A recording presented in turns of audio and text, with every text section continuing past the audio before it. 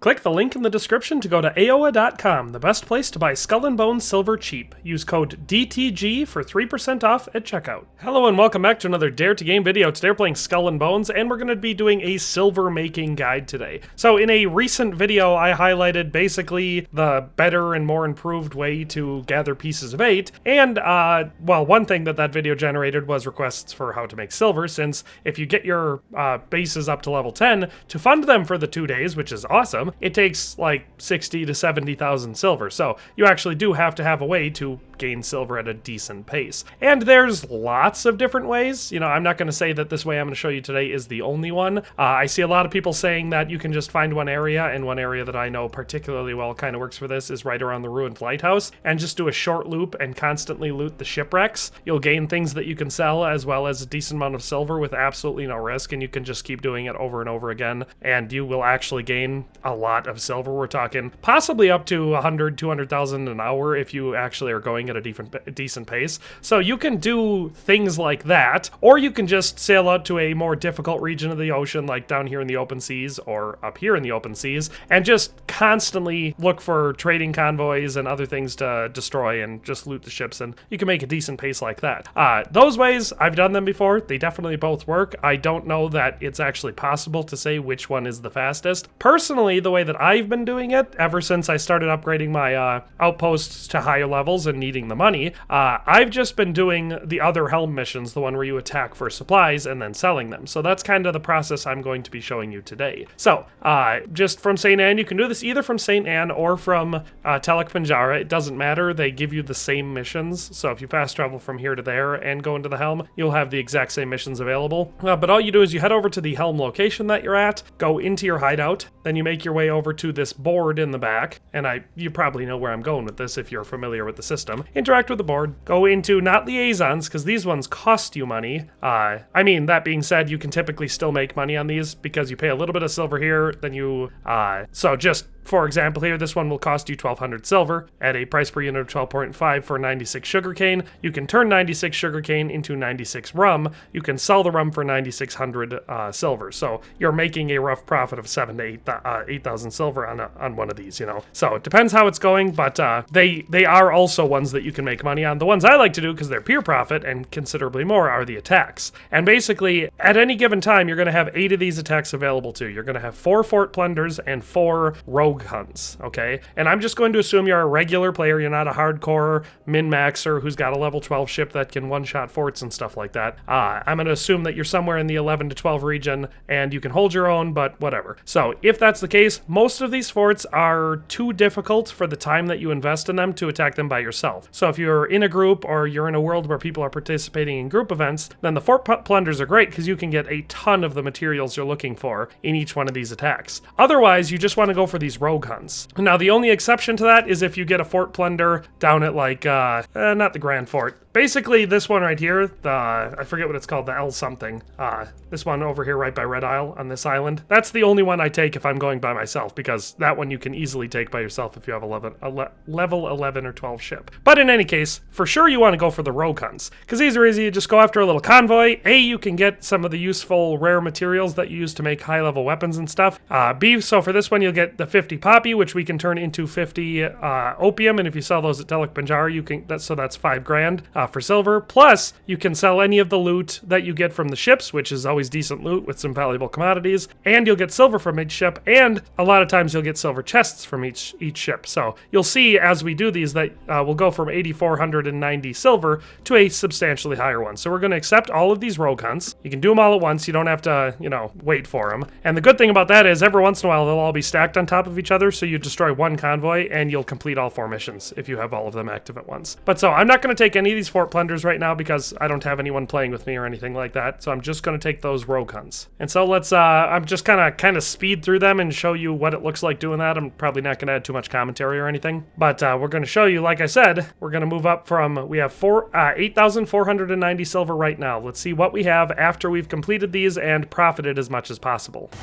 Okay, here we're approaching our first convoy. I destroyed one ship on the way. That's one thing, one of the reasons why I say this one can be very profitable. I do that. Most of the ships you'll encounter out here, once you've gotten to this point in the game, are fairly quick and easy to take out, so it's not like it's a risk or a big time-consuming thing. So I include that in the revenue that you can make from these runs. So yeah, I'm just gonna zip around inside this little convoy, destroy the escort ships, and then we'll destroy the cargo ship. See, when you loot it, you get some commodities and some silver, well, and some ammunition. You can see the ships themselves are not particularly difficult to take out. And now once I've taken out their escort ships, now I'm going to go for the cargo ship, which the cargo ship likes to run away, but they don't usually get very far.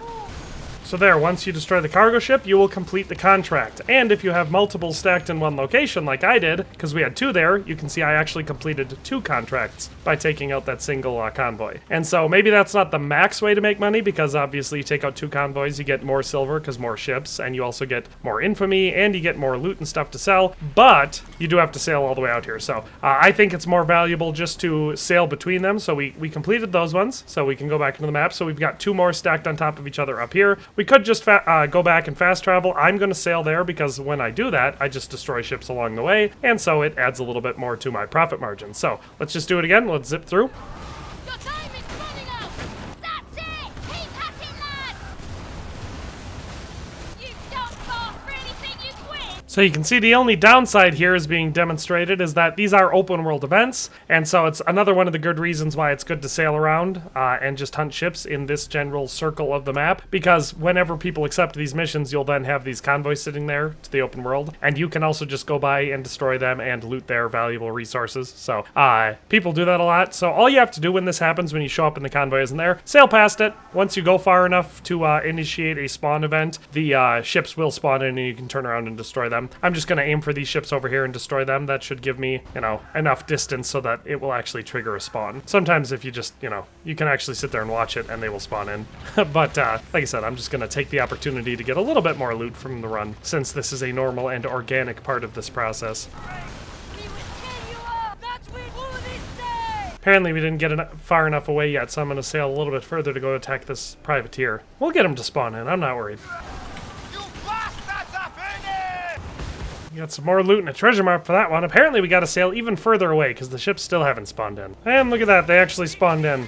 I was just about to say that they hadn't spawned in and I was just going to attack this French convoy instead, which I still will probably take out. But then they spawned in right as I was attacking.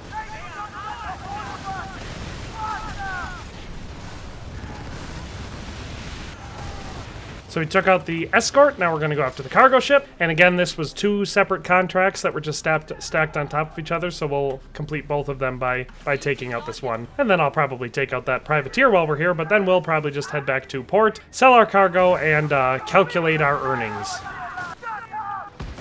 So there we've completed our 2 contracts. Once I get through destroying this privateer, I'm going to head back to port, and we'll calculate our earnings, maybe even per hour, because I have had a timer running this entire time, so it seems like useful data. All right, we're back at St. Anne. So we started with, I believe, 8,490 gold. We got back to St. Anne with 12,494 gold, and that's after fast traveling twice. So you can, another 1,500 to 2,000 silver, I should say silver, not gold, off of that. But so we've got 1,249 left. We have our 200 materials. So we have 100 that we can turn rum into here, and 100 that we can turn, or into rum, and we have 100 that we can turn into opium at Telek Banjara. Each one of those, when they're completed, will be worth 100 apiece, so that's 10,000 silver per stack, so that's another 20,000. So just figuring that in, we went from 8,000 to about 32,000, and now let's sell our commodities. So I'm not even going to try to be fancy with it. Actually, I will be fancy with it. I'll go up and I'll sell it to Skurlock, because you usually get generally speaking, you get a better price for your commodities from Skurlock than you do from the commodity trader. We could also sell our materials, but I never do. I always keep those. So let's just sell our commodities here. I'm not even going to hunt for the best price possible. Let's just see what we can get from our commodities from those couple little ships we destroyed. So that's another 5,761 silver. Like I said, we could also get some more by selling our materials, but I'm not going to. So that brings our total profit up for that short little run there, where we just went after some low-level ships, didn't do anything fancy, to a gain of 29,765 silver after expenses, which is the fast travel expenses in this case. So, considering that was a less than 10-minute run, that's about 30,000 silver in 10 minutes. Now, mind you, like I said, you don't just sell the materials, you turn them into rum and opium. Opium at, St. Anne and Telek Panjara, and then you sell them to Skurlock or Admiral, what's her name? But it is probably, or at least in my opinion, the fastest silver gain rate, or the fastest extremely low stress silver gain rate. Like I said, if you can take out the forts, it's obviously a huge boon because you can get 300 or 400 materials at once, which instead of having a stack worth 10,000, you then have a stack worth 30 or 40,000. So that's fun. Do note that you do have to sell, if you sell the opium at St. Anne, you'll only get 50 silver per piece, and same goes for rum at Telek Panjara. You want to sell opium at Telek Panjara and rum at St. Anne to make sure you get 100 silver a piece. But that's all for this guide. Like I said, it's a pretty simple process. I just wanted to highlight and actually show the numbers for how effective this method is, because a lot of people probably just haven't given it all that much time and thought. Like I said, you can also make a decent profit doing the ones where you just go buy the materials and turn them into rum, because you are paying significantly less for them than the value of the rum. So with all that being said, that's all for today. Hope you enjoyed the video. Hope it was useful. We'll see you next time. Thanks for watching another Dare to Game video. If you liked this video, please leave a like and a comment. If you haven't already, be sure to subscribe to the channel. If you like my content and would like to support this channel, consider becoming a member today for as little as $1.99 a month. It makes a huge difference. But in any case, thanks for watching and have a nice day. I'll see you next time.